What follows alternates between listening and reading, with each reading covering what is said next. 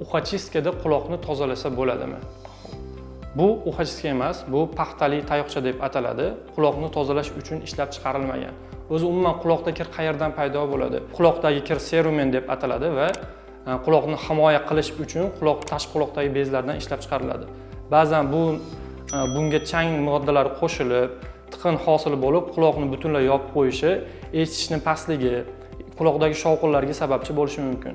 Ko'p holatlarda insonlar bunday sharoitda paxtali tayoqchalardan foydalanadi va kirni, quloqdagi serani aksincha ichkariga jipslashtirishi, tozalayman deb turib aksincha quloqqa zarar yetkazib qo'yish holatlari kuzatiladi.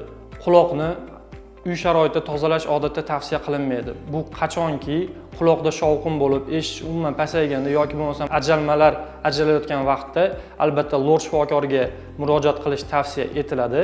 Boshqa holatlarda esa quloqda oz miqdordagi kirlar tabiiy fiziologik jarayon ta'sirida pastki jag'ning harakatlanishi natijasida tashqi muhitga o'z doimiy ajralib turadi.